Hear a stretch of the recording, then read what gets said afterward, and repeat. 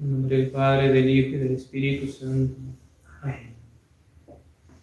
Seguimos con el Catecismo San Pío X. Estamos en la parte tercera ya de los mandamientos de la ley de Dios y de la Iglesia, el capítulo primero de los mandamientos de la ley de Dios en general. Pregunta 343, que dice: ¿de qué se trata en la tercera parte de la doctrina católica? En la tercera parte de la doctrina católica se trata de los mandamientos de la ley de Dios y de la Iglesia. La siguiente pregunta: ¿cuáles son los mandamientos de la ley de Dios? Los mandamientos de la ley de Dios son 10. Yo soy el Señor Dios tuyo. Primero, amarás a Dios sobre todas las cosas.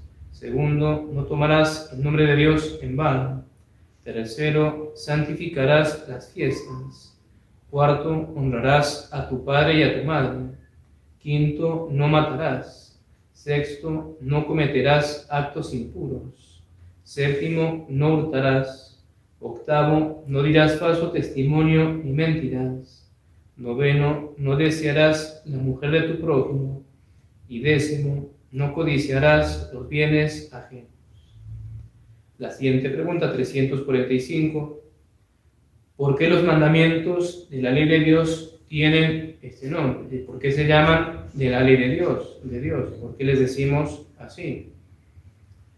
Los mandamientos de la ley de Dios tienen este nombre porque el mismo Dios los ha impreso en el alma de todo hombre. Los promulgó en la antigua ley sobre el monte Sinaí, grabados en 2 tablas de piedra, y Jesucristo los ha confirmado en la ley nueva. Es decir, los llamamos de la ley de Dios porque en última instancia Dios es el autor, primeramente imprimiéndolo en el alma de todo hombre, todos sus mandamientos, lo que se llama la ley natural. Todo hombre, por muy salvaje que sea y esté perdido en donde sea, sabe que ir y asesinar a mi vecino está mal. Ir y coger lo que es de él está mal. Ir y meterme con la mujer del prójimo o con marido ajeno está mal. Eso cualquiera, así no sepa leer, escribir, lo tiene impreso, sabe que está mal. Eso está en el fondo de todo hombre. Y así tantas cosas más, decir mentiras. En el fondo sabemos que está mal. Eso es la ley natural, que Dios lo ha impreso en todos los hombres. Y además de eso también esa ley natural Él la promulga positivamente sobre el monte Sinaí, en el Antiguo Testamento, ese famoso episodio, después de que el pueblo de Israel, Moisés los saca de Egipto, llegan al monte Sinaí, el humo, el fuego, la voz de Dios que les hablaba, y que de hecho, los que no leen la Sagrada Escritura, es muy impresionante esa escena. Dios habla y todo el pueblo lo escuchaba. Yo soy el Señor tu Dios, y empezó a hablar, y se asustó el pueblo. Dijo: no nos hable Dios, que hable contigo, le dicen a Moisés. Es cuando Moisés va y sube a la montaña, está 40 días y 40 noches allí, porque el pueblo escuchaba, pero les dio miedo. Y de hecho dice a Moisés: Yahvé lo hizo, Dios lo hizo para que su temor esté en vosotros, para que vieran que era en serio. Y es cuando está con los 40 días y vuelve con las tablas de la ley y, oh paradoja, están adorando el becerro de oro. Y es cuando pasa el famoso episodio. Dicen: ¿quién sabe qué le pasó a Moisés? Y empiezan allí a caer en la idolatría. Y Moisés, lleno de ira, santa indignación, rompe las tablas de la ley. Las estrella contra el piso, de la ira que le dio. Al ver ese gravísimo pecado, lo acababa de sacar, acababan de escuchar la voz, y allí está. Lo cual es una figura de cómo somos nosotros todos. Un momento estamos con Dios y tal vez en menos de 24 horas, pecado mortal. Y dicen que quedamos. Entonces, y allí fue ese promulgar positivamente esa ley natural. Y uno podría preguntar ¿por qué? Si Dios ya está en el alma de todo hombre y todos podemos llegar a saber con un sano uso de nuestra razón, nuestra inteligencia, que no hay que matar, que no hay que robar, que no hay que meterse con la mujer del prójimo y todo lo que es en definitiva los mandamientos de la ley de Dios, que son pura ley natural. ¿Para qué Dios nos lo revela? ¿Por qué nos lo promulga positivamente? Y Santo Tomás responde a esa pregunta diciendo que es para que todos más rápido y sin mezcla de error lleguen a esas verdades. ¿Por qué? Porque como tenemos la naturaleza caída y la herida del pecado original, parte de esa herida es la herida de la inteligencia. Es decir, que tenemos una dificultad para aprender, nos cuesta estudiar, nos da pereza, se nos olvida lo que aprendemos, retener la memoria. Hay un esfuerzo que hacer. Y muchas veces nos podemos equivocar. Eso es nuestra inteligencia. Entonces Dios, para que todos, más rápido, porque capaz si alguien podría llegar a todo esto perfectísimo, pero se demoraría tal vez un buen tiempo, usando su raciocinio, y sin mezcla de error, porque podría ser que en partes uno lo tenga bien y en partes no. Decir, bueno, sí, matar al prójimo no, meterme con una mujer casada no, pero fornicar eso que tiene malo, ¿no? Es un todo. Por eso, para que no haya mezcla de error, y por eso Dios también nos enseña él mismo estas verdades que él ya impreso en nosotros, para que más fácilmente las sepamos todos.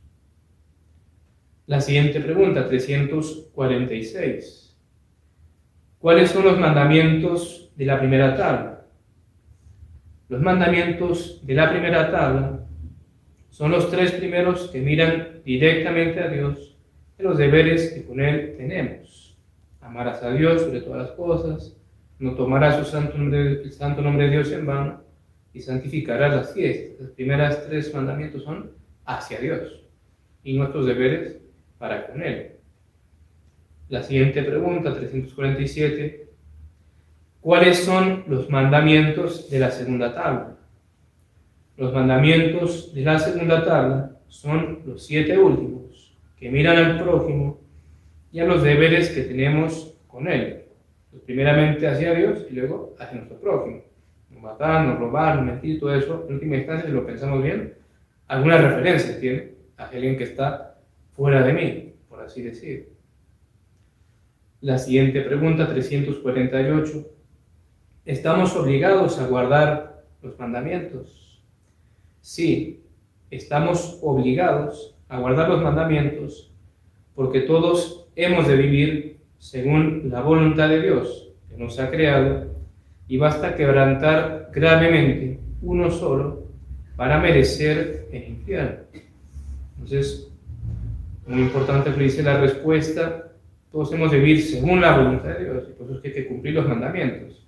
Y allí, algo importante a tener en mente, tener en cuenta es, porque no nos podemos hacer un concepto falso de Dios, equivocado, es que esos mandamientos Dios los pone precisamente para nuestro bien, para nuestra felicidad. El hombre moderno, con todo el liberalismo y libertad, y yo hago lo que quiero, y soy de mí mismo, yo decido, y bla, bla, bla. Claro, mandamientos suenan, me cohíben, me restringen, me obligan a hacer lo que yo no. Y eso, entonces, eso me daña una expresión moderna, el libre desarrollo de mi personalidad, qué bonito, esas expresiones modernas.